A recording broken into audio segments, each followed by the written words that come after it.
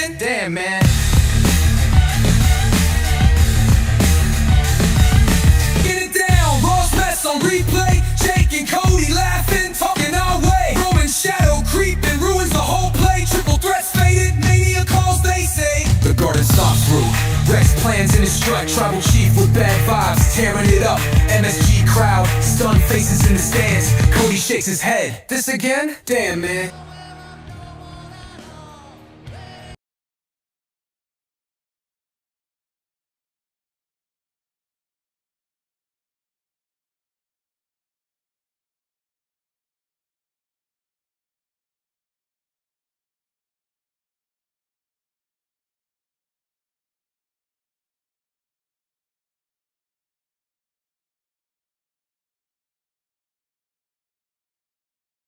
Gotta love live. Now we're back. Sorry, Wavelength decided to die and play every bit of audio possible under the sun. It wouldn't be me if we didn't have technical difficulties, but we're back, that's right. I like it. Oh, yeah, man. Everything has to run through Elgato. That's why we're doing this live now. That's right, it's Into Somewhere Weekly. What's going on, ladies and gents? I've got the one, the only, the bread to my sandwich. Cody, what's going on, my good man? What's going on? What a great week of wrestling that we've had besides, a certain promo.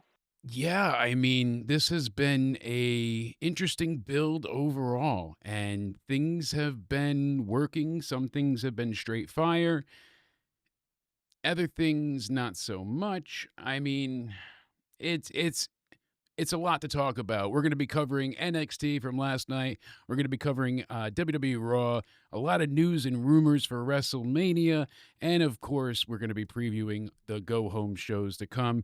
I'm Jake DeMarco, a.k.a. Countdown Ended. This is Into Somewhere Weekly, where my buddy Cody and I get together once every week and kind of talk about wrestling and everything that is new in the IWC.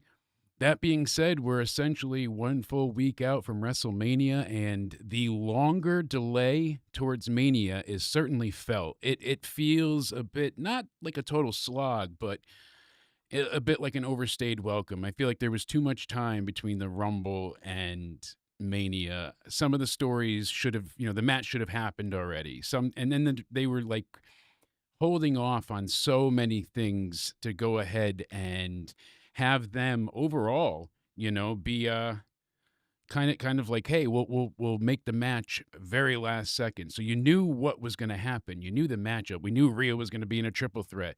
We knew Jade and Naomi was happening, but they just kind of held off. So it's kind of interesting. But you had thoughts yourself about this whole women's fiasco on SmackDown between Charlotte, Flair, and the one, the only Tiffany Stratton.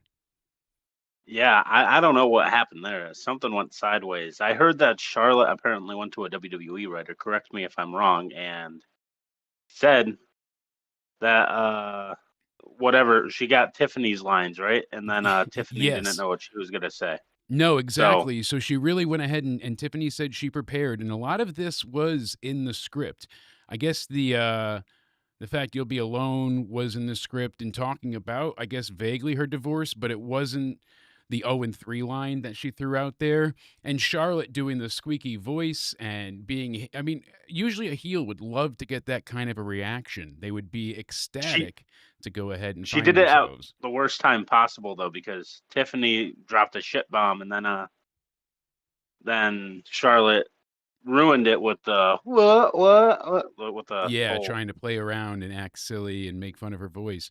Sadly, what they were going for, I get initially, but Wade having to get between the two of them, this has gotten me more into the feud, but not in a good way. More of like, again, it seems to be everybody saying, the car crash you can't look away from. Charlotte is just such a repeat offender of this nonsensical bullshit.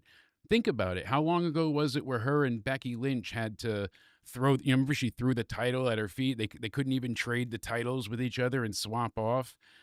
Charlotte had a big fit, and then she was crying in the background.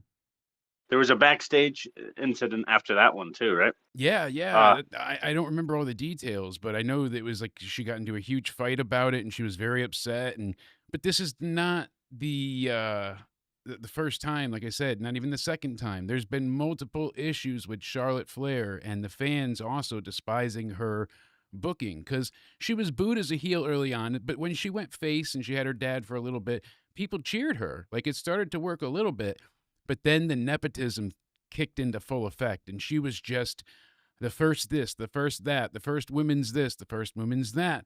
And then she was champion over and over because Vince and loved her. over.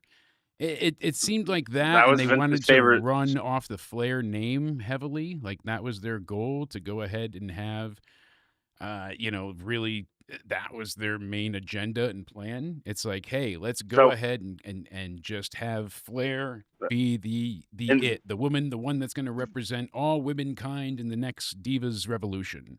makes sense because Vince has all the utmost respect for Ric Flair, so he's gonna do good by his daughter. Yeah, So he and Rick, birds of a feather flock together, those sex pests. And it's I like it. Oh yeah, I man. didn't say it, but I'm getting excited. We're pointing to the signs. I got to do a little crisscross here, crisscross applesauce, but Stand and Deliver is going to be amazing. And then, of course, got WrestleMania in the background. There's a lot we're looking forward to. This match, I was not anticipating anything spectacular, but now with that car crash mentality, I really want to see what happens. I am very intrigued to see where it goes from here. How do we go ahead and, see these two? Can they get along for the sake of business? Can they do business together? Is it possible? I don't know. So that's what makes me just wonder what's going on. And when we get to the actual match, we'll see what happens. But Wrestling Inc. has reported that there was a lot that was not cleared by WWE. WWE felt the segment as a whole was a wreck. They edited it heavily on their YouTube they channel. felt They know, they should say. Flair was the first one to go off script when she used the Nepo Queen line there. And then WWE hadn't approved of them bringing their romantic relationships into the segment. Flair talking about, Kaiser's in the DMs. They looked down on Charlotte and she got more heat because she's the veteran here. She should not be slinging mud as such and making it personal. But and she got shook by the audience, it felt like. She got rocked by that Chicago crowd and she just couldn't hopefully, take it. are they gonna do anything with Tiffany? Because at the end of the day, they're gonna defend Charlotte over Tiffany, right? Yeah, it seems that way, but so far it says that Stratton got a little bit of heat, but not much. It was more on Charlotte. And they said they got a positive reaction backstage. Stratton had to defend herself, and I don't know. I don't like Stratton on the mic either. I don't know. She's not great. She was better as a heel because she has that squeaky, grating voice. So Charlotte is kind of right there. Like it works as a heel. Daddy said, like when she was in NXT. But Tiffany earned the respect of the fans. She got over naturally by, work rate and being impressive and standing out. She didn't even really need to turn to take out Nia. She still was kind of a heel. She never really became a face, even though she's a face. It's kind of that pseudo thing, like with Roman. But she's a great talent, and I think she's got a lot of potential. And I really hope that they're not clipping the horse's nuts here by taking Charlotte and making her champion again. But I think Charlotte's walking away with that belt. I'm telling you right now. I think Charlotte's gonna walk away with it as well. I think Tiffany Stratton personally is another Austin Theory situation. I think they tried to strap them to the moon too quickly because I don't think Tiffany was ready herself yet for the spotlight. I don't know. I just don't think she was ready I think yet. she was. I think she's got a good deal of charisma, and she just needs to be. This right now, she should be facing like a Naomi. She should be in a feud with her. She should be like her first feud with the belt is Charlotte. I'm not a fan of face So Tiffy though. I don't think it but works. we didn't even get a chance to really see if it worked. We didn't really. She turned on Nia, and don't mind me, I'm in a ton of pain, extremely uncomfortable, so I'm just going to keep squirming. But I'm here. That's all that matters, my friend. So what's going on, Casey, in the chat? Shout out to Paul, and as always, the super nerd himself, CM613. I love you. My baby. other accounts. That's right. All of your AI mastermind plans into here. Shout out also to the people checking us out on Rumble. Thank you guys. Click the follow button over there. If you're on Twitch, follow us over there as well. We're going to try and go over and raid Liz after this. She's streaming over there, so we'll try and stop in and go and say hello at the end of that. I think that'd be cool to pass it on forward. But yeah, I mean, it's not even Okay, like I gotta Tiffany's tell you that hot something. either. Like, I know that sounds so crude and crass of me to say. She's very pretty, don't get me wrong, but she's not like the 10 out of 10 knockout either. And so you can't even be like, oh, it's just her looks, or it's just she's damn gorgeous, no doubt. But there's other women in the company that you know, may come to a higher beauty standard. I hate even saying that; it sounds awkward, but I'm just trying to prove the point Yeah. that fans are not going by her like, oh, because she's Sable. You know what I mean? She's not. It doesn't. That's not it. So in some of the Charlotte defenders and Tiffy detractors have been online throwing that vitriolic hate and slinging mud again, saying how, you know, oh, that they just care about Tiffy's boobs and ass. And it's like, Charlotte's had more work done than, you know, the construction that's been happening on the road up the street from me for 35 years. They still haven't fixed that bridge. But Tiffy's got a lot to work with, heel, you know, face, either which way. She's got a lot to work with. And I feel like she kind of got robbed because her first feud ends up being with Charlotte, and it's not even a real proper feud because it's just going to be a match. I don't even know we're going to rematch out of this. I think she might just lose the title, and then Charlotte goes faces someone else. That's typically what happens with Charlotte. She just snakes her way out of there. I mean, WWE has had a history with this with Becky and Charlotte. If one of them are in a world title feud, they freak out. Yeah, it is. That's how it is It's bizarre, with Becky and and Charlotte. I don't understand why they do it this way either. But seems to be that's what happens. Sure, Becky and Charlotte are great professional wrestlers. No one Oh. can take that away from them. But Absolutely, but Sasha was decent. She got held up on a pedestal because of who she worked with, I feel like. Mercedes Moné is a different story, though. But I won't go down that rabbit hole. I mean, aren't they the same? The thing about Mercedes, though, she's just been this terrible belt collector. And they had a chance the other day at Dynasty for her to lose to Julia Hart, and it would have been impactful because the titles weren't on the fucking line. That's the perfect time for her to lose. That would have put Julia over massive. Why does Mercedes need to win this tournament or do well? She doesn't. She's got all the belts. And then if she loses to Julia legitimately here because she undermined the potential of Julia, it makes Julia an instant, like, bigger name because she got the rub from Mercedes not being beaten at all.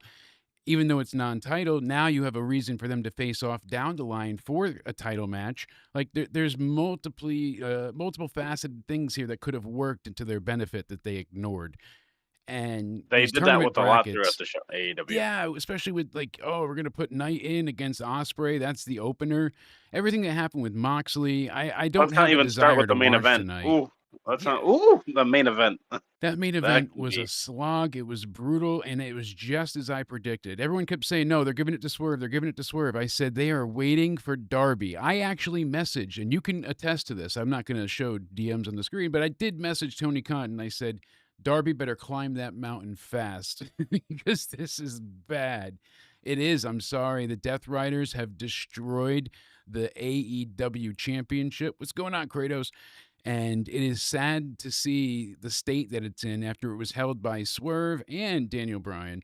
And that's Swerve going ahead and saying, you know, oh, black representation, this and that and this and that. But like Pro Wrestling Bitch showed out, Swerve's the only African-American gentleman so far to be in the main event 5 times, no less, but he's the only one. So is it only Swerve that gets representation in AEW? Because that's the way it seems. Everybody else well, the Hurt Business are champs. Yeah, but they're not prominently featured ever.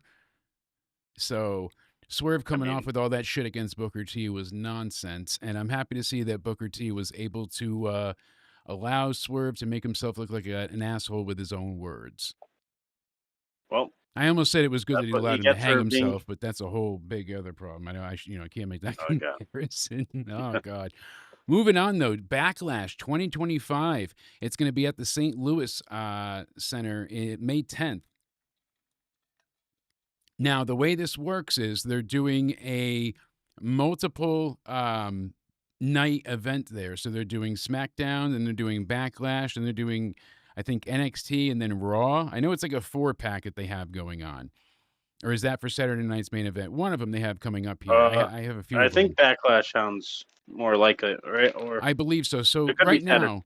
now, Backlash's tickets, the cheapest you can go for, and the cheap seats are $200, and it goes all the Fucking way up to ridiculous. $3,582 for ringside. That's pathetic. Now the sad part is they were $548 each at time of sale. Because people were buying them, they went ahead and spiked the way Ticketmaster works. They have the surge pricing. So basically, like, once a seat's in demand, then they keep raising the prices and raising the prices. And Kratos said he won't be attending that event, and that's terrible. But they're so expensive, and they just keep making it more expensive. WrestleMania, I looked up it used to be where you could get like the $50 to $75 cheap seats. The cheap seats now sit you behind the Titantron entirely, and then you don't see the ring or the stage. You get to watch a screen and see the fireworks, basically. Like, what's the point of going? And you have to buy So they 2 have seats. seats behind. Wait, they Yeah, have seats They behind have the seats Tron. behind the Tron. Yes. And on top of it, That's- you have to buy 2, and after fees, it's almost $700. Yeah, fuck day that. of ticket prices will drop. Absolutely. You could walk up and get yourself a good deal, I guarantee. A lot of people have been doing that lately, and sadly, like Lincoln Park had to move their show from Dodger Stadium to the Intuit Dome. People are not buying concert tickets right now, and events. They're too damn expensive, and they're having to cancel shows left and right all over the place. My You want to know daughter, what the actual sad part about that is? what's that? These ticket prices. Fans celebrate because WWE will go on the press conference after the show saying tonight's the biggest ticket gate in St. Louis, Missouri's history for a Yep. WWE show. Congratulations. Yay, we ripped you off. Pretty much, That's how it we've is. ripped you off time and time again. Excuse me, so much gas. But yeah, I believe it, and Spaz says it all the time too. Biggest gate is a terrible metric, and he's right because of how sticky of a situation it is. I bring it up with a bit of hesitation and trepidation every time. Like, yeah, I'm great that you guys are doing this, but you know what? Music maniacs, what's going on in the chat? The problem is that it's not actually, well, it is the artist, but it's not. It's their labels. Because artists and others are not making revenue like they used to by selling albums and everything streaming nowadays, and that pays piss poor, they have to force these artists and bands to tour more than they would normally do. That's why you're seeing bands out, instead of doing like an 8-week leg, they're doing an entire year sometimes. I always forget their name. I Prevail. They did the Blank Space cover by Taylor Swift, and that made them go viral. They just finished an 8-week leg. Now they have 2 more legs to go. So they've got another 16 weeks before they even get to come back to the, it's insane. But the reason is because they're not making money. They need to go ahead Right. and make that money, honey. So I get it. They're pushing them out there, but then they're also charging fans more for the concerts. And it's a very common thing at this point in time. Everyone's saying, like, holy damn, it's just way too expensive. And that's so unfortunate, because if not for the money, I feel like you wouldn't be limiting people on doing and going and enjoying themselves. People can't afford to do fun things because prices Exactly. skyrocket. They everywhere. priced people out, and I kept saying to you and others, like, it's becoming such an issue that they're going to price out their fans that can afford usually to go to these and fly overseas and all of that. They're already spending a shit ton to get there and go. You're going to have people that are like, oh, I can't. And now, lo and behold, I've seen so many YouTubers put up, hey, I went to Mania's, blah, blah, blah, blah, blah. This is the first time I can't go because it's just so overpriced, I can't justify it. That sucks. That's upsetting, because I don't want to see an empty house. It might go cheaper, closer, but you shouldn't have to try Is and this gamble to TKO's go. doing? A lot of it is, yes. So in part, TKO is raising ticket prices to break metrics to make their stock shareholders happy, but it's also about breaking metrics over and over so they could be like, look at all the money we're making. We're, hand over fist doing this so they could charge people like Netflix more money. That's They the make end all goal. that good money, but they can't spend money to make creative stages for their weekly shows or get good music for their wrestlers. Right? I mean, it's been a while now that we've been dealing with the same People stuff repeatedly. People tell me I bitch about the Raw and SmackDown stages, but remember, we used to get better stages back in the day, and why isn't it now? I don't like the whole LED and all fancy smashy shit they got going on. Just a big It certainly screen. beats me, and I appreciate you guys being in the chat. Thank you so much for hanging out. Go ahead and hit the like button. Make sure you're subscribed. Next week is going to be crazy. So I told Spaz I'd give him ye old super plug, but tomorrow night we're all getting together. And when I say we all, Spaz has just some awesome friends, and a few of them are going to do a pre-Mania roundtable. It's going to be excellent. It's going to be amazing. It's going to be fun. There are surprises in store. So tomorrow we will be recording that in the evening, and Spaz will have that uploaded off the dying ghost of Skype as soon as possible. And then from there, lo and behold, folks, this upcoming Sunday we'll be live for the WrestleMania 41 Nights 1 and 2 predictions.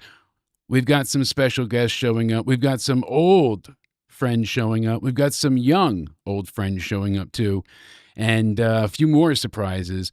You guys aren't Can going we to want to name a miss few it. of them or not yet? Not yet. I want to go ahead and let the anticipation sink in, but just letting you Let it know, build. it's gonna be a whole fucking party. That's for sure. I am just beyond excited. I cannot wait. Nick B said, yet somehow Green Shirt Guy will be front row like always. You nailed it. That motherfucker. There's a few people that I wonder how. Like, are you trust fund babies? Were you raped or molested by Vince? Like, how? What happened to let you get those seats forever? So, but yeah, you guys want to make sure you check out the Spaz Phoenix YouTube channel. Nothing like bringing up Vince molesting people in a bit of a plug, but go ahead and check that out in the description box down below. You'll see Spaz's YouTube down there and links to all the other wonderful places that you can find our State of Wrestling podcast that's released every week. So make sure you subscribe, check it out over there. We're going to be live coming up a crap ton. So just so you guys know, I will be posting a more focused streaming schedule. But at this point in time, you're going to see that we'll be live after Sunday's massive prediction super show. Monday will be live after Raw for the Go Home Raw. That's right. We'll be talking about what happens that night. So for the Go Home show, we have Roman Reigns appearing on Raw, and then something that I am greatly looking forward to, but it's a bit bittersweet. AJ Styles is taking on Karrion Kross. I wanted to say this when I started the show, and I should have, and I'm terrible for not doing so, but I am a little bit high and distracted from being in pain. No excuses, though. Kevin Castle from the Don Tony and Kevin Castle show unfortunately passed away. I was watching him in like 2009, I want to say. Like, he has been a staple of the wrestling community, both guys, for ages. And I may not have listened recent times, but they had such a big impact on my early days and desire to podcast. So I sent out my condolences on Twitter privately and publicly, but I just want to say to Don Tony, I'm so sorry for your loss, and to all of Kevin's family, friends, and anyone, may he rest in peace. He has a hell of a legacy to live off of, and I tweeted out, I said it would be great if Karrion Kross dedicated his match against AJ to Kevin, because he was such a huge Kross fan, and now Kross is going to get this supposed monster push, and he's not here to witness it. But Kevin's a great guy and a real New Yorker, a real OG. And again, I pass our condolences from everybody here to I somewhere. interacted with him a few times on Twitter. He's such a Yeah. genuine dude. Like, really, like, you could argue with him about anything and he didn't block you. Like, he was like, oh no, you're an idiot. But like, he could call you out, but then he could agree with you in the next breath. He was very genuine. He's nice and too. extremely Like, knowledgeable too, and hilarious. Him and Don were always funny as hell together. So I saw Solo Monster and JD talk about it. You could see how much pain they were in and how much he meant to them. Yeah, If you JD saw and any Solid of Monster. their reactions, I saw. Yeah, We lost you a little bit there, but I heard what you such a said. shame. It is, unfortunately, and it's. I had wished it wasn't true, and if only we knew, but unfortunately, that's not the case. But NXT, as we're previewing things next week. Before we go into reviewing this week, next week the preview is Ethan Page versus Wesley versus Eddie Thorpe versus Alexis King in a fatal four-way for a shot at the North American Championship at Stand and Deliver against Ricky Sainz. That's going to be incredible. Then we have the last two qualifying matches for a spot in the ladder match for the vacant NXT Women's North American Championship at Stand and Deliver. Oi, oi, oi, that's a mouthful. We're also going to see Briggs and Inamara take on Tavon Heights and Miles Bourne versus Hank and Tank versus Vance and Jensen versus, who is it, Tyreek and Tyson, Wes's guys, in a gauntlet match for a shot at the NXT tag team titles at Stand and Deliver, oi, oi, oi, against Fraxium. And then we got Tony D, Stax, and Crucifino calling out Dark State. So it's going to be a parking lot brawl. That should be crazy for NXT next week. Speaking of, I know we touched a little bit on SmackDown, but I do want to hit on Raw with you. So before we get too far into NXT, I just wanted to keep the previews together. But what did you think of Raw this week? What stood out to you? What did you enjoy, Cody? Uh-oh, did we lose you, my friend? Oh, with Raw, I like the ending. Oh, okay, there sure. we go. Can you hear me? Now I can hear you. It came through all at once. There we go. Good old Discord. Oh, there we go. Perfect. Am I coming in? You're coming in loud and clear now. Perfect. Right. So the ending of the show, I was really intrigued with Seth Rollins about to curb stomp Paul Heyman. And now then you owe me a said, favor. Now you owe me a favor. Yeah, I think that's great. It's very interesting. I like that. What's that favor going to be? I wonder. Maybe Paul as Heyman well. has to referee the match. Yeah, maybe Paul Heyman. Maybe Spaz had said before this happened that he thought Paul Heyman was going to leave with Seth Rollins. Basically, like Seth saying, "Hey, these two guys treat you like shit. Come with me. I could use an advocate. You could use a bodyguard." He didn't stomp him. Now he says, you owe me a favor. So maybe the favor is you're going to end up screwing Punk and you're coming out with me. People think Seth's winning, I would say maybe Paul Heyman should be the special guest referee. Maybe the next three shows, there's 3 shows left, right? SmackDown, then Raw, then another SmackDown. So I would say have Seth Rollins build this kind of bond quickly within the next 3 shows, and maybe on the SmackDown Go Home show announce Paul Heyman's a special guest referee, and he doesn't know what to do now because that would be he likes all of them. Ideal and perfect. All of them. That would be crazy. So Corey, what's Paul gonna do? I don't see him as a special guest ref though, personally. As much as I would like the idea of it, I think more it's just going to be straightforward. Hey, this is what we're doing. This is Paul. He's gonna screw over Punk at the end. He'll have a chance to help Punk, but he won't, and he'll save Seth because that's the turn, and that leads to more matches. So I would like that too, but people are going to say Seth doesn't need Paul Heyman because he's a good promo, but you could say the same thing about CM Punk and Roman Reigns. Yeah, no, that's not why Paul's with them. He's not a typical manager. He's there to, have they made the match for anything yet? Yeah, so we have a triple threat set up for the main event of night 1. It's going to be CM Punk versus Roman Reigns versus Seth Rollins. And we'll be giving all of our predictions this upcoming Sunday live here about 1 p.m. Eastern. So you're going to want to go ahead and hit that bell button while you subscribe. We got a fatal 4-way for the Intercontinental Championship. Yes. So that was also great on Raw. So we got a couple of matches right off rip. They announced that one on Twitter, and then they set up the women's triple threat on Raw as well. And then we got Americano, El Grande Americano, taking on the one, the only Rey Mysterio. I am greatly looking forward to that.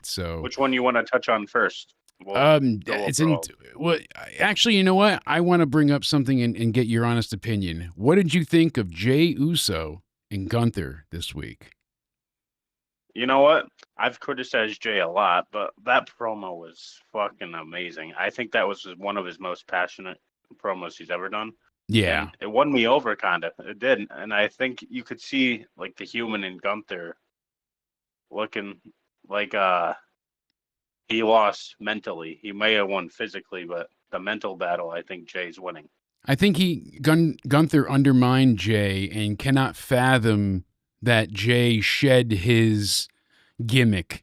He got rid of the yeet, he got rid of coming through the crowd and the energy, and he showed up as Gunther a man. was doing more of the Gunther, when like the music was playing, he was the one having fun with it. Exactly. He was being animated, unlike his normal self. They switched roles, and that's what I love about this. Now Jay is cold and calculated, and Gunther's being silly and aloof and just undermining and underselling Jay's ability. That's what's going to cost Gunther at WrestleMania, because Gunther's just going to have fun with it. He's not going to take Jay serious. And Imagine, though, Gunther squashes Jay. I'm not saying it's going to happen. I'm not saying it's going to happen, but imagine. I mean, I wouldn't mind Gunther winning, but I don't know. People say it would bury Jay, but I'm not so sure it would, because think about it. Cody lost multiple times, and on his way, he got beat. He's got to get taken out of there. Look at that. He lost to Roman. Is he done? No, he had to go ahead and get back up and go through the whole year. He took on Brock. He took on, everything under the sun to get back to Roman. I think he has to win the world title this time. I don't think he can go into another world title defense and not defense, you know what I mean? Yeah, but, opportunity. Go into a world title opportunity and be taken seriously. Yeah, I mean, he's already been beaten by Gunther. Yeah, he's been beaten so many times now by Gunther. What, 3 times, I think? Yeah, and how many times to Roman? Because how many world titles opportunities has he had in total, and he's just lost all of them? Several. And that was kind of the problem that Spaz and I both had, because Roman started the bloodline story with Jay, and that's how it really should have ended. It shouldn't have been Cody's story. I've always had that's why I was always like, what story are you trying to finish here? Because he's finishing his father's story, not his own story, sadly. 2 candidates, Jey Uso and Sami Zayn, should have beaten Roman over Cody Rhodes. Should have. Because they should have, but they didn't. Could have, should have, would have, but they gave it to Cody for whatever reason. And that was kind of the baffling thing. So I don't think he's entirely destroyed or beat just by losing, but it is pretty damn precarious for him. He's really at the cusp of not being able to be taken serious again, ever, if they do go ahead and cost him this. I mean, that would be pretty detrimental, I think, overall. Maybe he could recover, but I'm not exactly 100% sure that that's possible. Really, I'm being honest with you, because this was probably the best Jay promo of his career. I know he's had other like hyper and yelling and all that, but like him and his brother cutting the promo against the can't talk tonight. Lack of sleep and too many energy drinks. The bloodline. It's been a busy day. Hey, at least you and I, broski, were doing it together. I got more Celsius energy drinks than me. But the bloodline taking on the Usos, and he cut that really impassioned promo with his brother, with the penitentiary and all this shit. That was great. But this showed a whole other side to Jay that we hadn't seen before. A serious, damaged, broken man who watched his brother bleed profusely in front of him, and he wasn't strong enough to just, to free himself, to save his brother or to take the pain for him. And it broke him. It annihilated his confidence until it didn't, because he allowed it to motivate him. He didn't just wallow in fear. He stepped up and he took the fear face on and turned it into motivation. It really is like one of those like poetic, beautiful moments, because the bloodshed that his brother physically lost coincides with the blood that his brother had to spiritually lose, to shed. He had to shed the face paint and the silly and the sunglasses, and he had to become Jey Uso, the man, not the gimmick. I think he's going to rise to the occasion. I'm thinking more he's going to win the match, but. It reminds me of that one time, like with John Cena and Bray Wyatt, completely stories, but Washington Johnson being his normal self, fighting the odds. Like he admitted he was afraid of Bray Wyatt, and Yeah, John did say he during was the afraid. WrestleMania 30 feud. And then John won anyway. John should not have won that match either. I know they went back at the Firefly Funhouse and had John beaten Bray, or not beaten Bray, excuse me, and Bray won, they probably wouldn't have had the Funhouse that year. I So think, maybe John he needed had to, make but it. I think John knew. I think John knew he shouldn't have won that, so he had to kind of return the favor. I don't know if that was the one that he Eventually. tried to politic to lose and was told no. There was one of them where he was like, I need to lose this, and they told him no. I know Edge told this story one time with Cena. I know we're getting off track here a little bit with the Nexus, where John Cena was politicking. Yeah, I gotta win. Vince was like, yeah, he's gotta win. And then after the match, Oh, John that Cena was went against to Edge the and- Nexus against at the SummerSlam match. Yep. Then Cena went to Edge and was like, oh shit, yeah, I should have lost. Yeah, because they were going over. Nexus was going to win, and then John went ahead and was like, well, I've worked so hard with this character and all this, and then Vince was like, all right, you win then.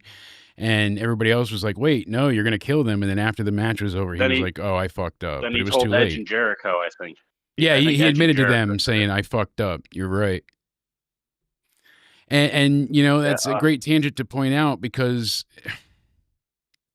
it's not a selfish side of things, but there is that air and lack of owning or responsibility at times. I get it.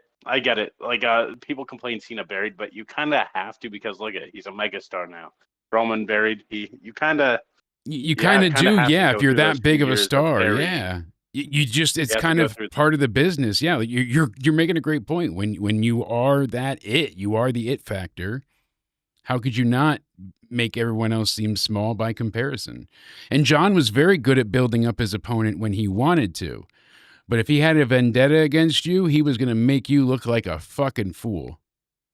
Because if everyone was booked 50-50 and wasn't booked dominantly, we wouldn't have any more mega top talent. Yeah, no, So absolutely. you always have to have that next chapter, and I think Braun Breaker will be that next. Eventually, that would be great. I think Braun might lose the title. I mean, we'll talk about that Sunday, but I think Dominic. Yeah, I'm thinking Dominic might take it. We shouldn't talk. Well, we're mentioning Probably. ideas. We still got to go through Raw and see, but I'm thinking Dominic might let's take talk it over about, Finn. You The know, Intercontinental. I want switch to over because they that. just kind of announced this out of nowhere. They, I have made it so, and then thanks, Piers. You know, it's like, all right, Adam, we got this now. But I like wish it how- was built up on the show, and this like it's been built up the 4-way, but I wish they like had like a crescendo moment. You know, like oh, what was the actual reason? It's just oh, you guys have been fighting. So like I wish they had it in the ring more instead of being on Twitter. Hey, we put this together. But at least they had that really cool segment where the best spear of the year, or maybe ever. Oh yeah, with Carlito. Oh yeah. Oh Ooh, how my God! How did he like them apples? I don't know. I have to find it. It is incredible. He said, "Thank you, everyone. My funeral services is scheduled." Like it's I saw that. It is legit the craziest spear that I think I've seen ever, maybe. And they have kind of like a lined up drone shot for it. So I wonder, you know, it's absolutely incredible though. I cannot get over how they went ahead and did, you know, just the angle he got, the force, all of it. It was incredible. I mean, oof. Look at this. You could just go ahead and you could see it just over and over again. Look at him. Oh my God. Yep, Just yes. crazy. Absolutely crazy. Oh, Chef's kiss to that. I know that severe angle, the impact, all of it, just nuts. And he looks like a damn, you know, sculpted god. So I don't want to see him lose the title, but I don't think he'll be the one pinned. Obviously, I think they're going to protect him. But that was epic. Think Finn Balor gets pinned. Yeah, I Or think pinned. Balor's going to get pinned by Dom more than likely. Unless, I mean, things could change this upcoming week. We could Or- see things happen. Finn can hit a coup de grace on a Penta, and then Dom tosses him out, and then That could happen pins as well. Penta. That I think that could be more likely, or because the backstage segment, if you remember, like Finn was like, "What's?" He had to pretend he was happy, but you could tell he was pissed that Dominic got added. And Liv was yeah, like, Liv is "What's wrong?" Yeah, she's trying to get him pissed off and kind of nix him out of there. So Like, it doesn't matter who wins, right? yeah, laying the groundwork, but it almost feels like they're teaming up against Dom. Like, I think that might happen still. Liv and Balor are going to be like, oh, they actually are a thing, and Dom gets blindsided and goes back to mommy. I don't know. Like, but Dominic as a face, would that work? I bet you they could make it work with him with the IC title and then turn him into a face. He's What's been a more heel for long popular, enough now. His the booing Liv is Dom popular, stuff or but the Dom Rhea stuff? I don't know. I think the Dom Rhea was over more. I think him and Mommy had a bigger impact than him and Liv. Because Liv originally said she wanted him to get back at Rhea. Yeah, But and then like having her cry, they did some weird round. stuff, kind of messed it up a little bit, but they just dragged it on for a while, and that's kind of been a theme of this, Mania. As I said before, things are just kind of dragging, and I'm still not like totally crazy. They've done between SmackDown the week before, and then everything they gave us on Raw now. The other day. With all right, Punk gets the main event, and then what's the favor? They did, 2 back-to-back good moments. So first one, Punk gets the main event, and they brawl. The next one, the favor's revealed. Everything was well acted. Paul Heyman is crying. I enjoyed that from SmackDown. Then we got, now Seth owes him a favor. And it is the main event, but it still doesn't feel like the main event worthy. I get the layers to it. I've enjoyed what they've given us, but the story as to why they're all facing off is still very weak to me. Roman is mad about the Royal Rumble because Punk eliminated him. Like, that's how big your ego is still.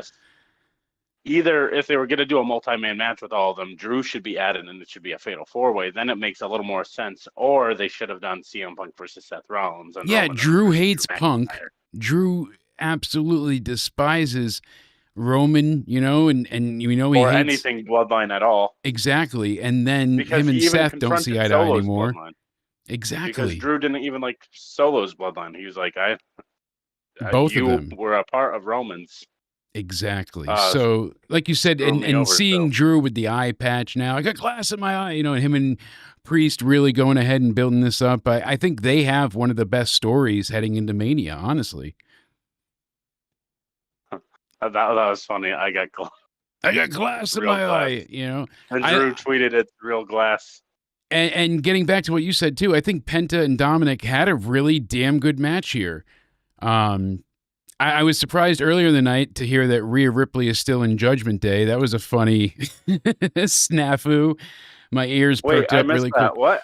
So in the very beginning, when we started with Raw, Adam Pearce was introducing all 3 women into the ring.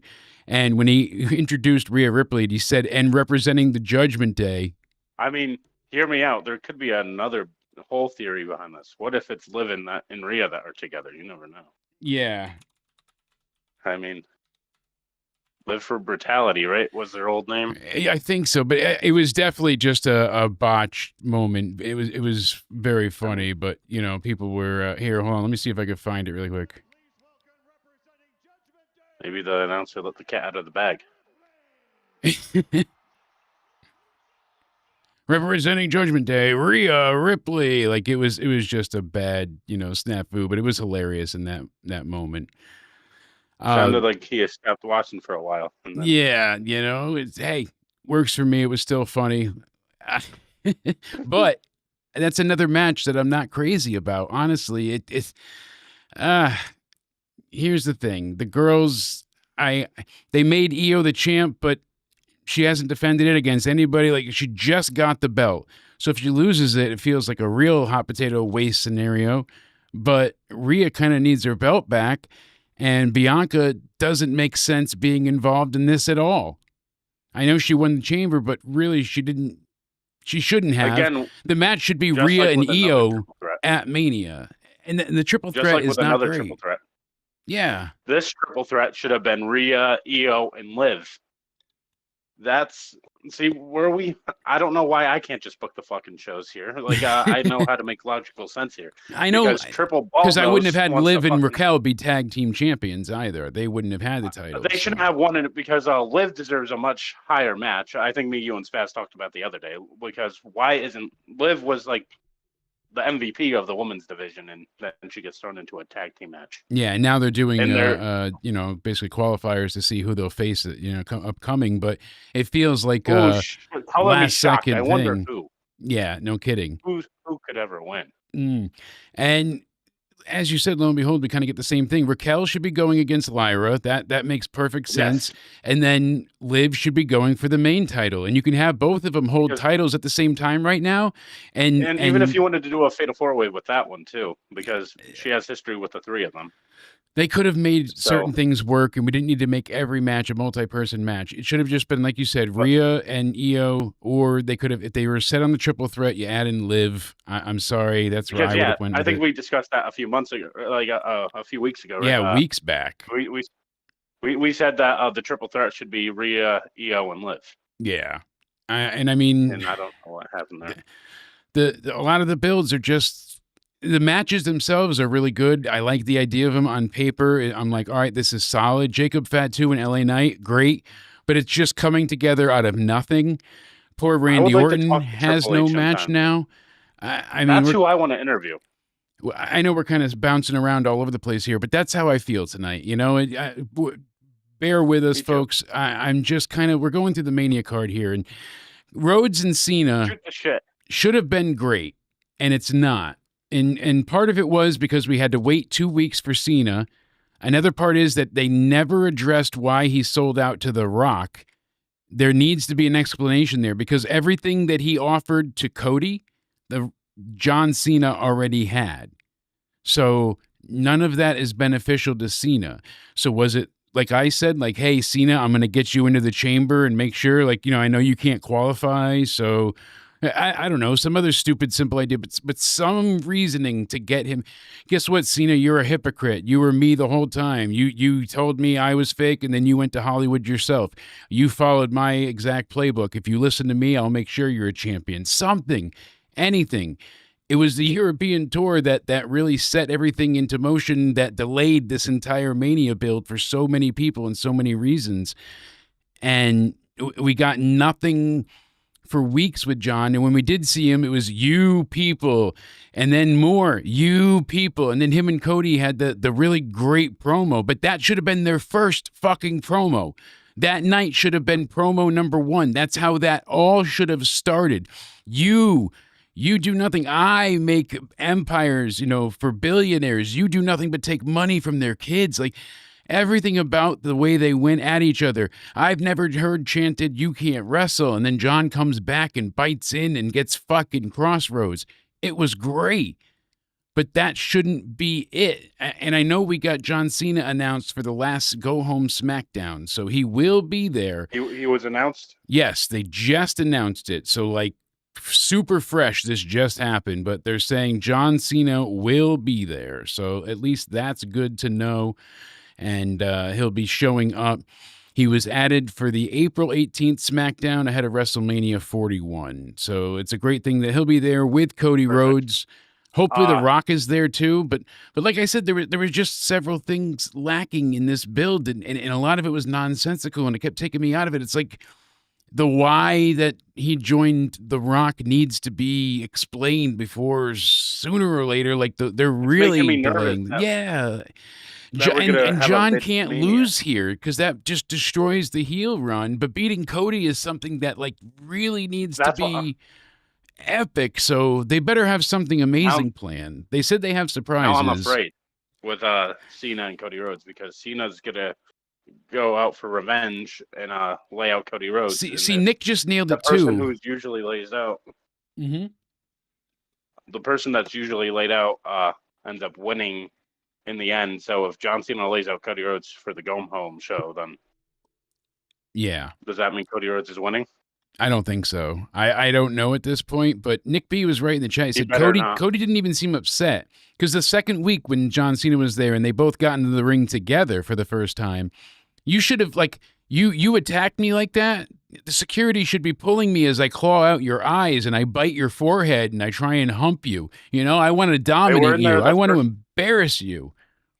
The Germany one, Cody Rhodes was there, right?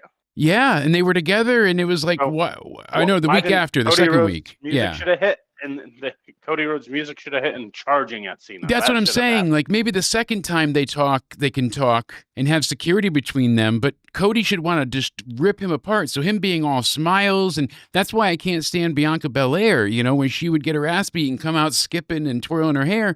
Same thing for Cody now. That's not good. It's taken me out of this. John Cena, when the heel turn happened, I'm like, this is bigger than Hogan. And I was so wrong because they had the potential to be, but they just didn't capitalize on it. And I'm kind of shocked that that's how this happened. Need to stop smiling all the time because Cody's got to be pissed off. He was mad. He was yelling the first time. Remember, we heard the promo on SmackDown. He had the bruised eye. And he was like, Cena, I'm fucking coming for you. Be prepared. I'm going to get you. I'm going to hurt you. And I'm going to punish you. And instead, we get this just docile, happy-go-lucky fucking John. Then the next week when Cody Rhodes actually gets to see John, he's doing the hot dog dance like he's Mickey Mouse over there. That's what I'm saying. It was bizarre and lacking. It was very strange.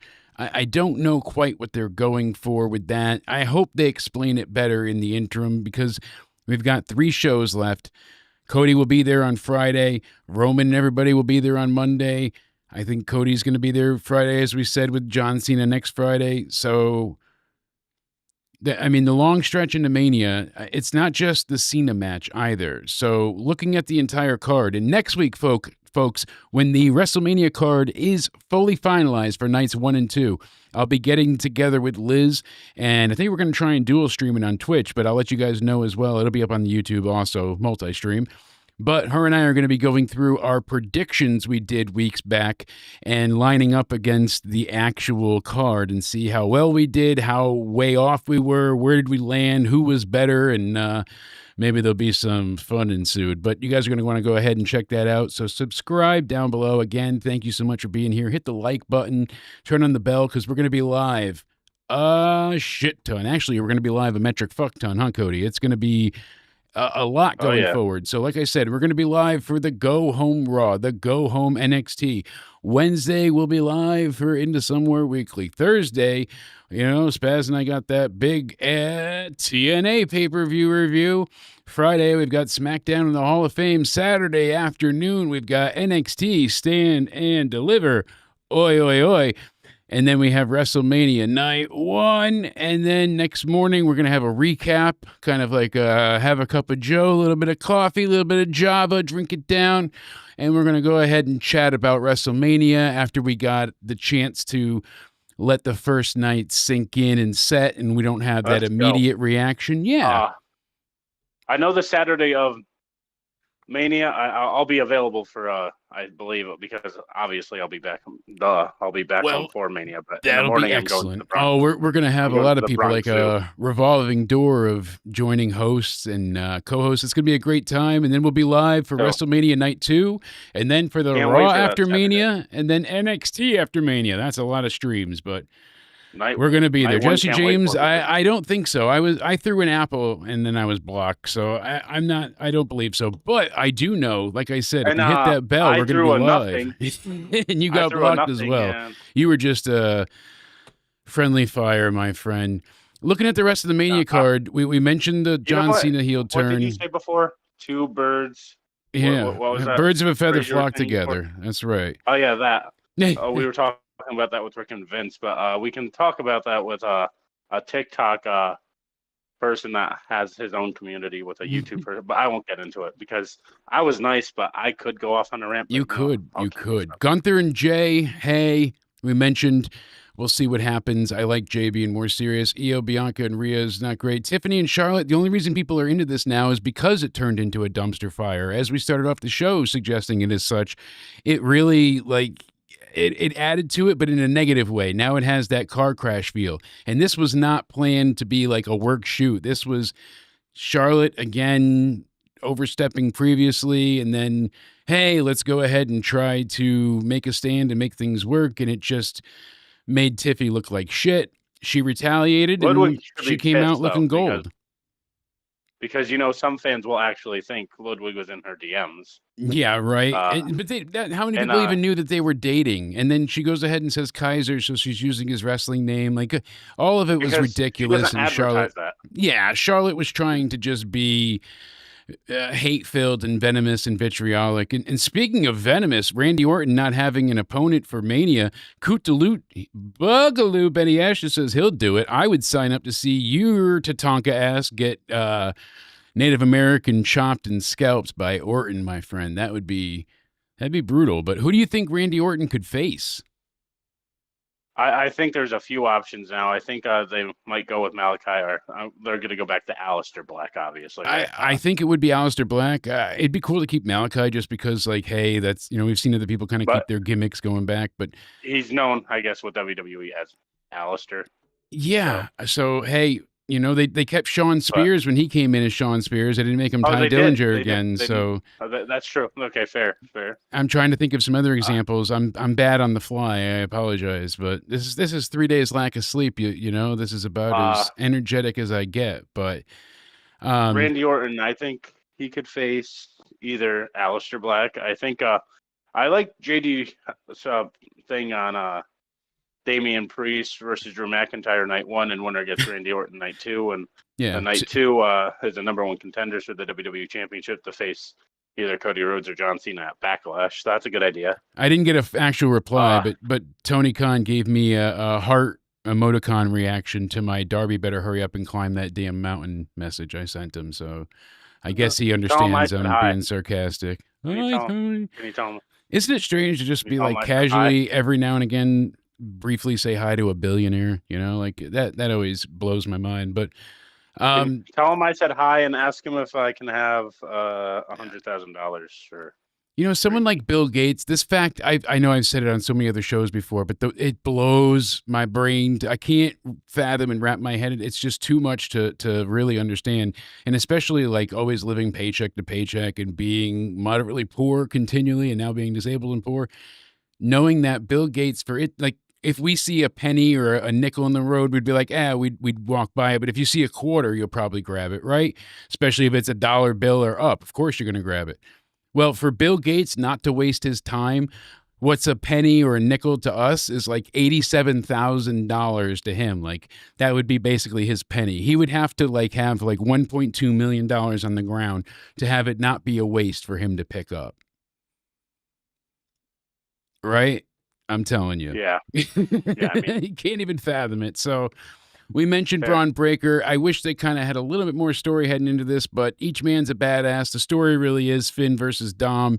Hey, it doesn't matter who wins. Judgment Day wins, but is really that the story?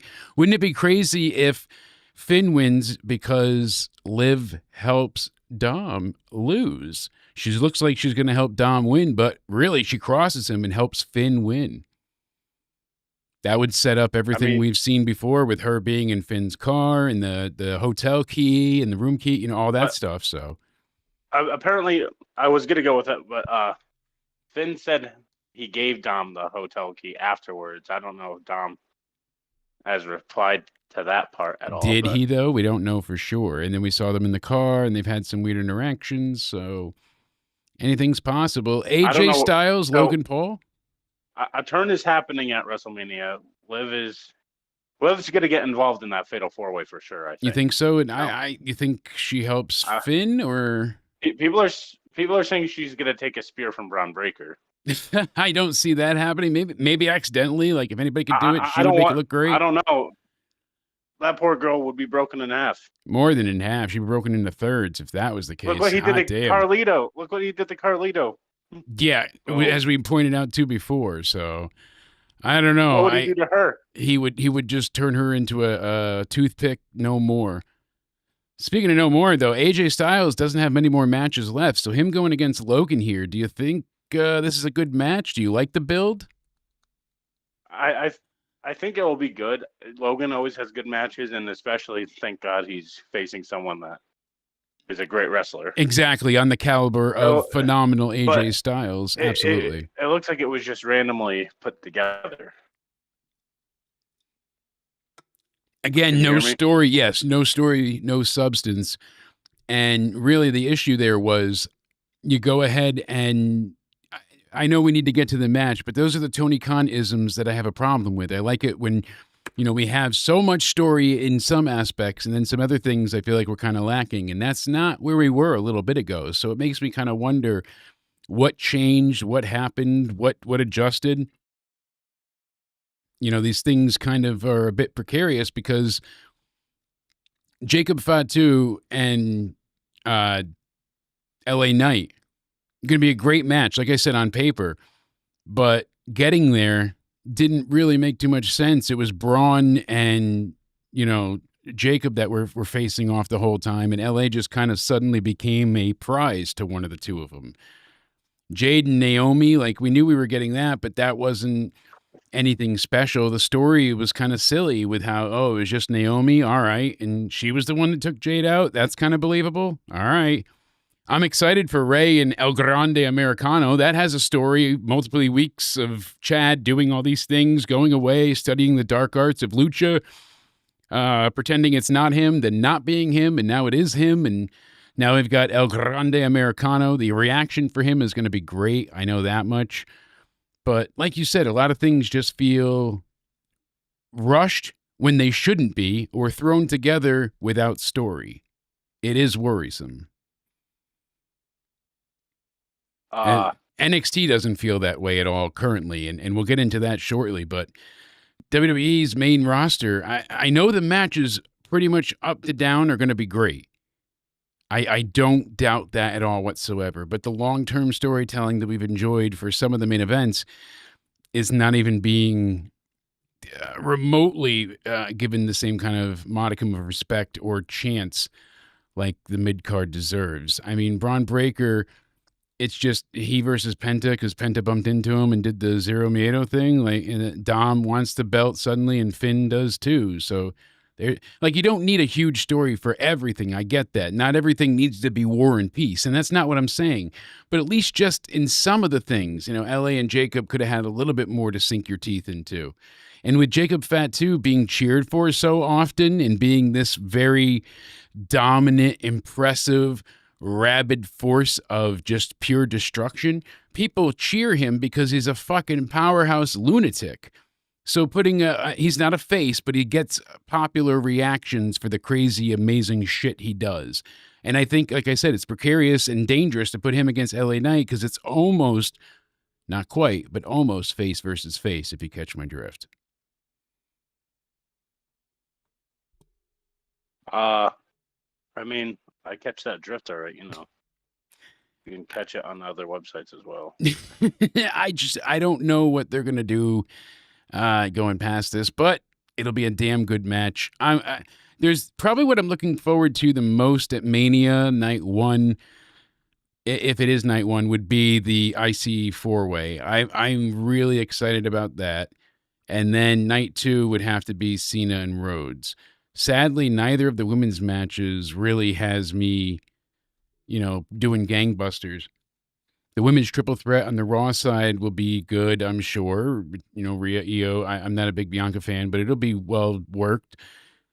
The SmackDown side, we got to see what happens with Charlotte and Tiffy, but Gunther and Jay could be a major squash upset. It could be Jay finally getting that title. Like, so many things are possible. So, yeah, at least there's a lot of possibilities and there's a lot of what ifs still to happen. They're not all foregone conclusions. We don't know really, not even just any or many, but any of the outcomes for some of these. We have absolutely no clue at this point in time. And I love that.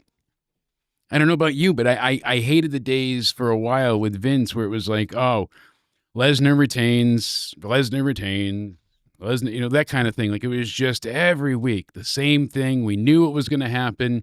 We knew what they were doing, and it was just unfortunate that that's what happened. Like, they just pushed that same agenda. Hey, Roman's going to win as a face, and Roman's going to win, and Roman's going to win.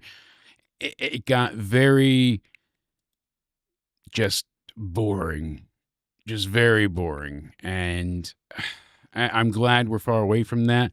When you look at the Mania card here, I don't know how you feel, Cody, but like I said, most of these matches don't seem like they have an obvious outcome. This is the. I think this is what. This is a good thing, but also it could be a bad thing because some things can go sideways. Because sometimes predictability is a good thing. Sometimes it could be a bad thing. Like for Yeah. example, if Cody Rhodes wins, is it a good thing? Not really, because it kills Cena's heel run. If Gunther wins, I would personally love it, but I'm speaking for the majority here that Yeah. love Jey Uso. Is it a good thing? People would No. probably revolt over Gunther If beating him. Gunther wins, But we don't know. Gunther could beat him. Like we said this before, people would revolt if so-and-so doesn't win. And then, look at Cody didn't win. He didn't beat Roman. Everybody thought that was a done deal at 39. So, same thing, not just with Cody and John, but Roman, Punk, and Seth. Seth could win. Punk could certainly win. So could Roman. There's a lot of matches here. It feels like Charlotte's winning, but we don't know for sure.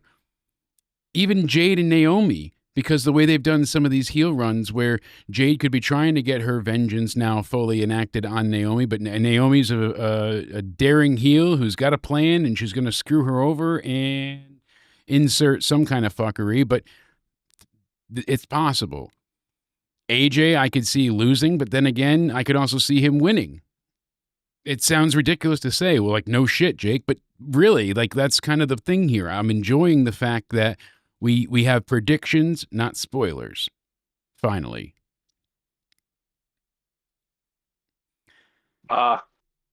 Here's because a lot of like Vince WrestleManias there was Yeah, absolutely. predictability, and because you knew things like I mean, I don't know though. Do you like the non-predictability I prefer it. altogether though? I want to be as close to spoiler free as possible. I like being surprised. And funny enough, because I'm the one that investigates all this, talks about the news, goes online and ruins most of the things for me. But that's why I like when surprises get through and we don't know the outcomes and we don't have 100% certainty. That's what makes it fun. That's what makes me suspend disbelief and able to enjoy it, because then it feels like an actual contest, like anything can happen. When you're looking at Ronda Rousey with boo-boo face and you're like, oh, she's dropping the title, like that takes away from it. And especially when you already knew, that was the possibility. So seeing things happen in that regard time and time again, where they just force you into these scenarios and it's like, oh, so-and-so wins or loses again. And it just got to be so paint by numbers and so just, it beat the fans down. We were so downtrodden and just defeated. By the time, I think if the pandemic didn't happen and WrestleMania continued as normal, I don't think they would have seen as big of a surge for WrestleMania. I think people would have gotten more into AEW right then and there.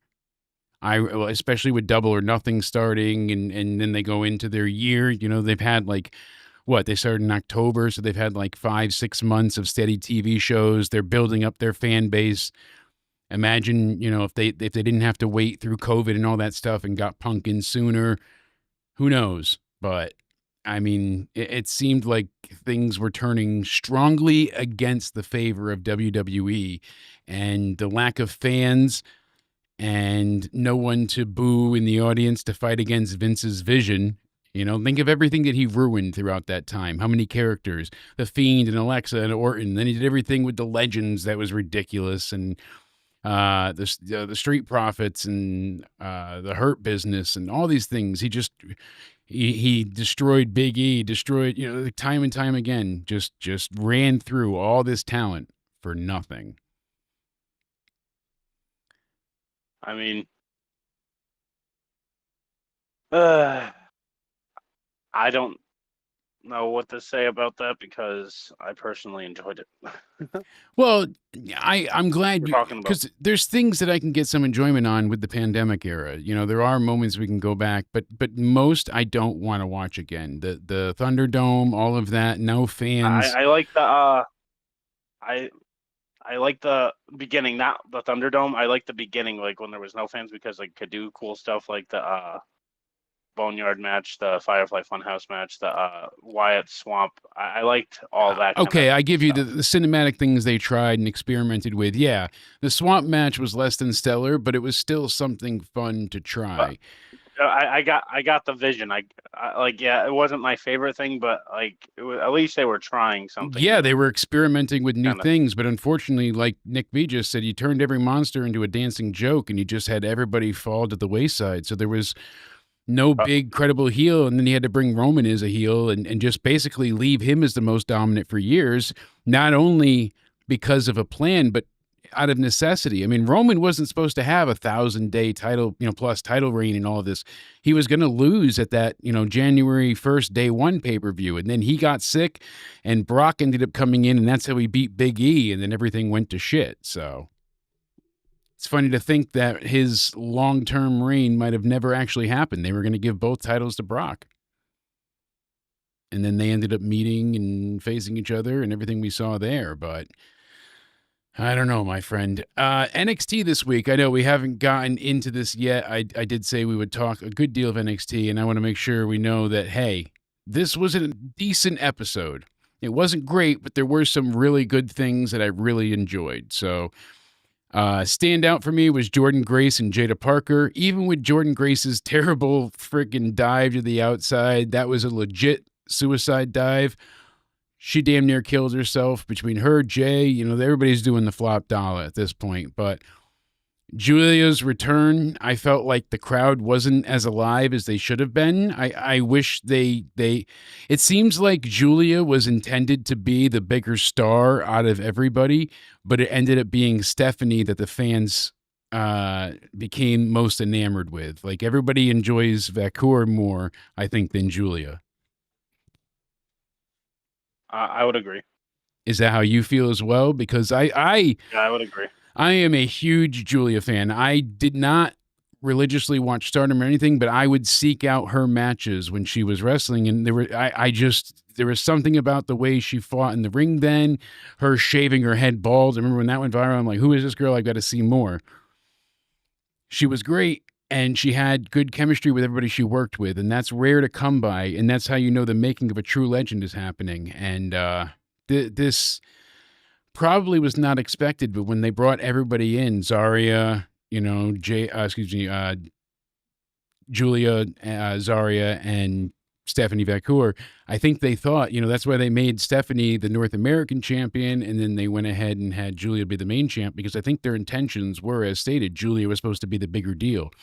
Stephanie could have gone to either brand, and that was true, but it seems like the fans took to Stephanie more, and from there, she's only gotten more and more popular. Booker T's got her over with the ass hump.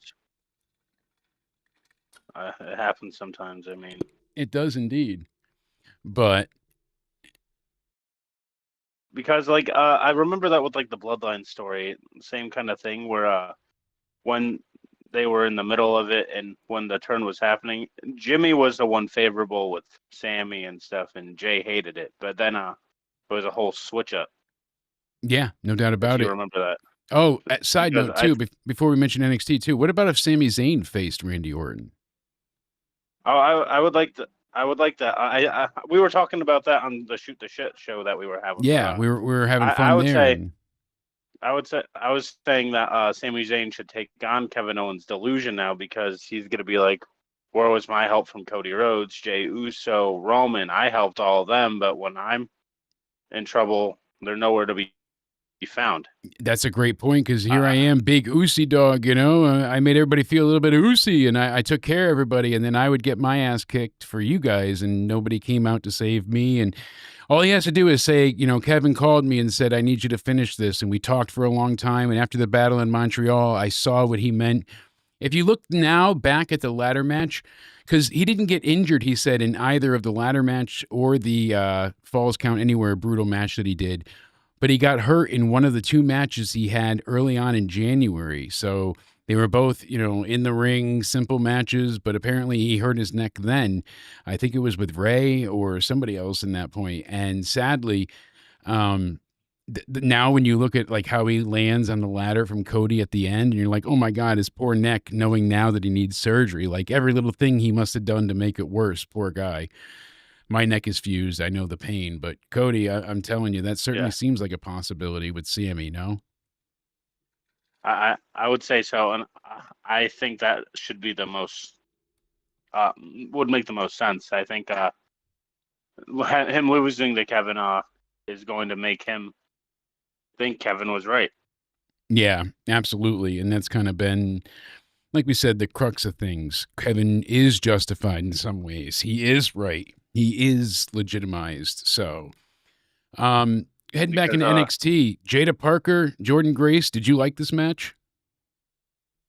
NXT, I didn't get to watch this week actually. All right, I saw so some clips, but thankfully I get to fill you fill in me there. in. So this was a really great match between these two, and it ended up just ending in disqualification, which eventually builds to them making it a fatal four-way. Basically, they both inadvertently end up attacking Stephanie on the outside. She gets pissed and just wails into both of them. The match gets thrown out, but then Julia attacks Stephanie from behind and says that she's demanding her rematch. So now it's stand and deliver. Oi, oi, oi. We're getting ourselves, here we go, pointing, a fatal four-way. So it's going to be Grace, Parker, Julia, and Stephanie for the Women's World Championship.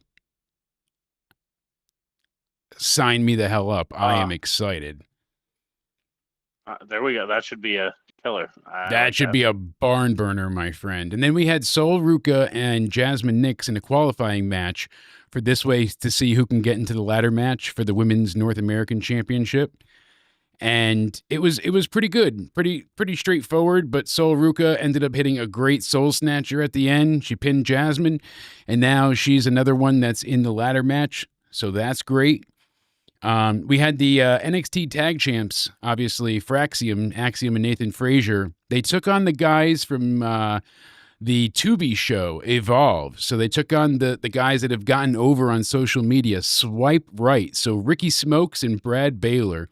This was a non-title match, and it was kind of like a true glimpse at the future. I know that sounds so cliche and corny to say, but like these guys are young and green and a little squeaky. Like you could tell they're new, but they're still impressive. It's like, hey, you guys would be standouts on the indies. That's why you're working well with Evolve.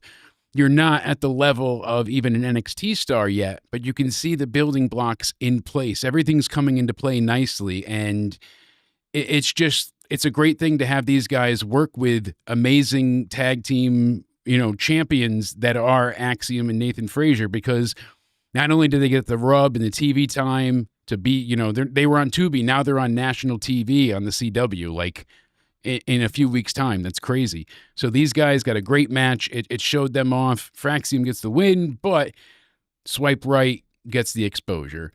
A really just like solid thing there. What else?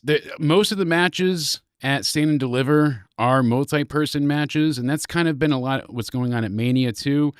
There's no real singles match, I think, happening at this point in time. So this is another. I hate to always compare Vince with everything, but so Ricky Saints is going to have what seems to be a singles match, but I guarantee it end up being a multi-man match. So they had later on, each gentleman was going ahead and trying to get themselves placed into, as we said. So next week we're going to get that happening, and we'll see who wins that fatal four-way next week. That'll be pretty crazy. Let's see, who are the participants in that one? I know it's Ethan Page. It should be Eddie. Where is it here? I had it before. There we go. Wesley. Yep. So we got everybody inside. Wesley.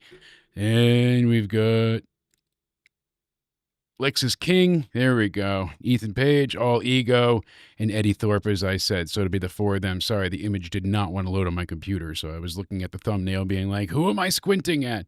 But yes, so we got Page, like I said, Lexus King, Wesley, and my favorite in the match, I think, Eddie Thorpe. I think he might win because more than likely they'll pull some shenanigans here, and it'll end up being where they get multiple men into this match. That's my guess.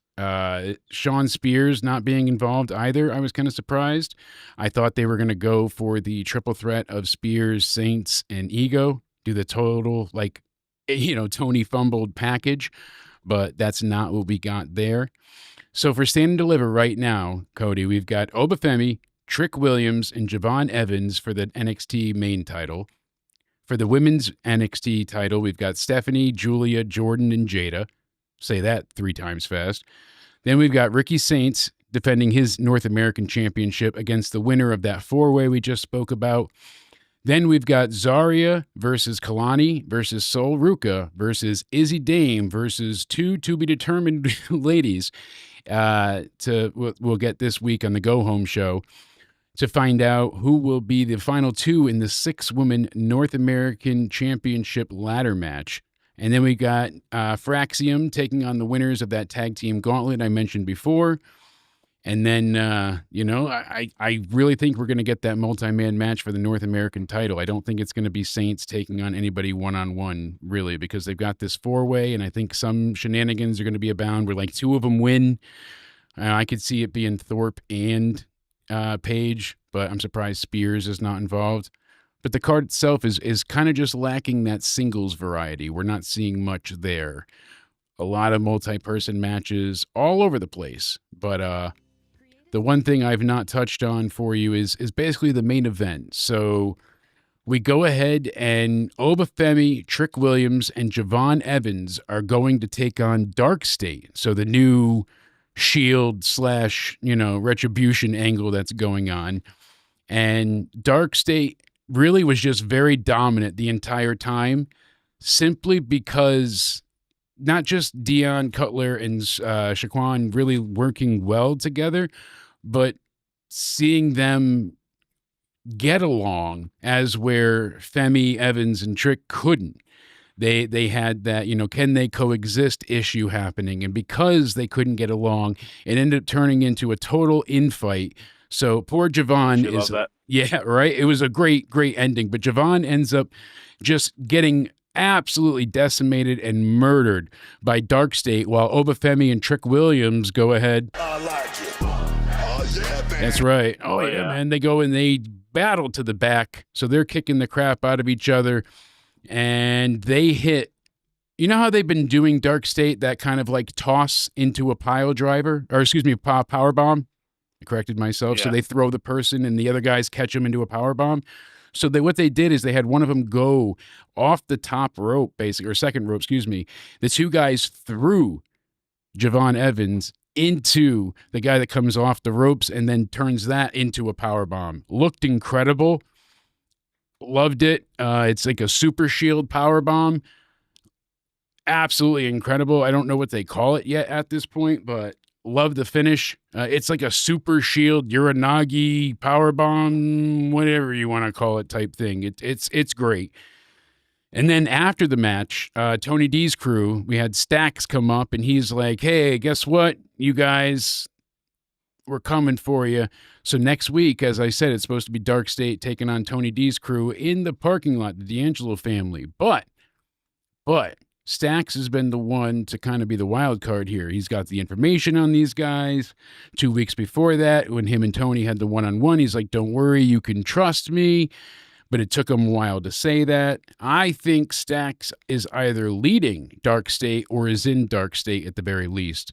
I think he might be their leader, but it seems like that's going to be revealed or be built towards something big soon.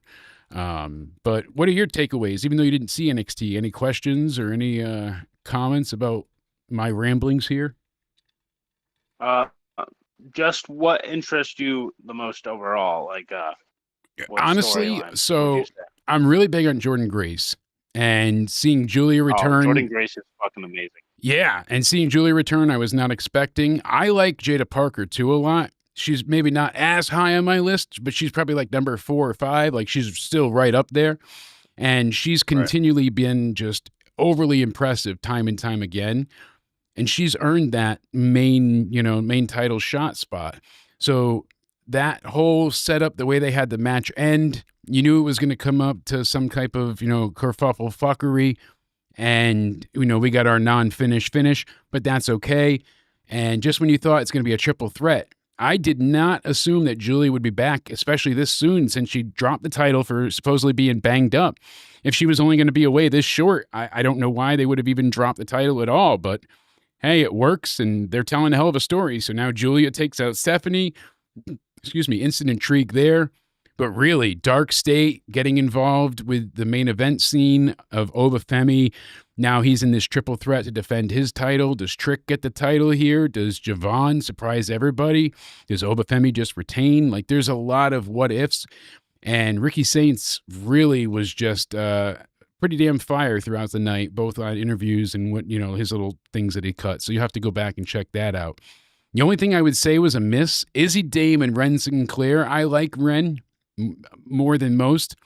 And with her being, every Wednesday with Charlie Dempsey, her man there, Charlie, and the No Quarter Catch crew. But not just the ending, like they had no chemistry, it felt like. Ren goes to put, Sinclair's trying to put Izzy in like this octopus hold. And it was just very disjointed and like it felt discombobulated, like nothing flowed. And she tries to hit her with like this Yakuza kick. And it just looked like she missed her by a mile. Like all of it just looked sloppy. And finally they get to the end and Izzy hits Ren with the sky high and she gets her with the pinfall. 1, 2, and I don't know why, but she lets go of the pinfall and like rolls back a little bit thinking she already won, I guess. I guess she thought that was the 3. But now without her pinning or holding Ren down, the ref counts 3, the bell rings, and then the crowd starts to boo. So it was really a botch of a finish. She let go. They probably should have made her, repin for the 3 count or like, but in the moment, it just came across bad. And unfortunately, Izzy didn't look great here. I mean, nobody did, but it really, Ren took quite a beating as far as, the match goes. I mean, I gotta go look back at all that, and I think it's certainly worth watching. I really would suggest just especially for the ending. I mean, you've got to see what, I don't know what the hell happened here. It was just, I don't know. The last pinfall attempt was very weird. Everything off timing, and I don't know. The culling is kind of in a weird position now because Spears just lost the belt, but they're supposed to be like on their way up. I mean, they got 2 wins this week, and their leader just got beat for the title, so it feels a bit backwards, The crew's winning, but the leader lost. I guess it could be interesting going forward, but a lot of it was just kind of like, oh, last chance feeling, and it just never came to be. So, is that any skippable moments, or was the whole? For the most part, I think everything is worth watching. Absolutely. Right, like I said, especially on the tag team side, you'll enjoy that as well. There's a lot that was building. It's a lot of building blocks, like we said, and that fatal 4-way, that is a match that I'm telling you, I'm so excited for. Grace, Julia, Stephanie, and Jada, they are going to tear the house down.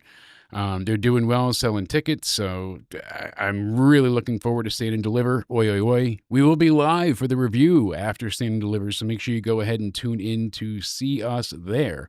We'll be hanging out with everybody in the chat during the show, and then we'll be live for the review. And then, of course, we'll be heading into the WrestleMania Night 1 review.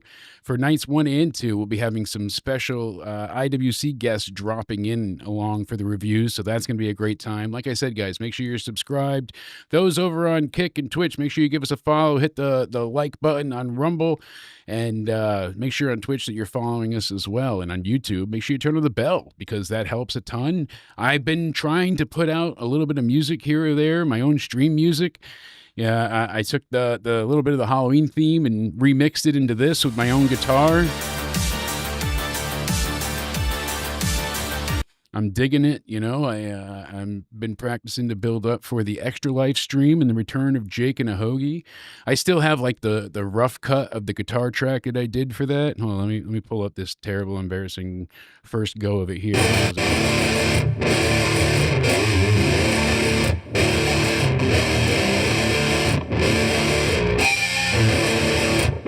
so much feedback before I cleaned it up, but you get the idea. But then it became this, so.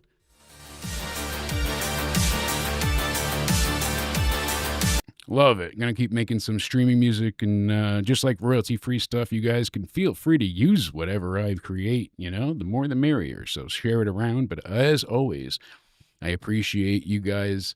All the support we've gotten lately is truly humbling. We went from 1,400 subscribers 2 weeks ago, and now we're almost at 2,700 in like 10 days' time. So a little over 1,300 subscribers, basically. That's mind-blowing. That's basically double my YouTube channel in 10 days. So something's working right. I am trying to, be more consistent with the streaming and the scheduling. So you'll see as time goes on, we go ahead. What's going on, JCP? Shout out to you in the chat. I'm glad to see an old familiar face as well. Thank you for stopping by. But yeah, Cody, anything else you wanted to bring up as far as either WrestleMania, NXT, Raw, SmackDown goes? Any last thoughts you have for me? I think we pretty much covered everything. And once again, people, sorry, tonight wasn't my night with talking. I've had a long ass day. You went to the Mets game today. Unfortunately, they lost, but you had a hell of a time going there. But I actually talked about what's going on. Hey, we try to discuss the actual wrestling shows. Who would have thunk it? You got to actually watch them to discuss them, but it's a whole nother process. Yeah. What match are you most looking forward to at Mania? That's what I want to know. Probably the two main events, John Cena, Cody Rhodes, and what Paul Heyman does with the night one main event. And yes, I should have watched NXT before hopping on here because I had a few out. Hey, I told you not to worry about it. I just wanted you to bring your sexy self on here, and I didn't mind filling you in with NXT because anybody in the audience that didn't get to watch it, they got a mini kind of watch along and fill in there. So it worked out nicely. As we said, we've got a great show coming up tomorrow night on the Spaz Phoenix YouTube channel. We're going to be going ahead. A big group of us are all getting together. We're going to be talking about everything WrestleMania, not a direct preview. That'll be Sunday for the preview and predictions. But this is going to be like our memories, things, that are important to us and what we're looking forward to, what we would have changed, and just an all-around great conversation. So I'll make sure I share that when that is live. We'll be recording that tomorrow. And then, like I said, it's going to be a busy week. We'll be live Raw. After Raw will be live, as I said, we'll be live for NXT. All the go-home shows next week will be live, pretty much every day going forward because we've got TNA on Thursday, SmackDown, Hall of Fame on Friday. Saturday, we've got Stand and Deliver, Oi, Oi, Oi, night one. Sunday in the morning, we're going to be doing a, cup of coffee, cup of Joe stream.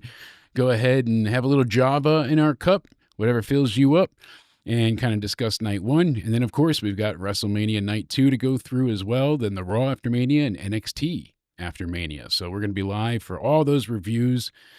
And again, Cody, thank you so much, my friend. You sound great. It's good to have you crystal clear. We just got to get us all some appreciate it. Fiber internet. Got a headset, thanks to you. Hey, glad to do it, my friend. Hopefully you enjoy it and it serves you well. I like being able to. Of course, the first thing of having this headset, I was mumbling like Joe Biden. Oh, get out of here. It's been a long day for everybody. I haven't slept at all, and here we are just rambling and having fun. That's what it's all about. That's what the people like to see. We've been talking wrestling and having a good time.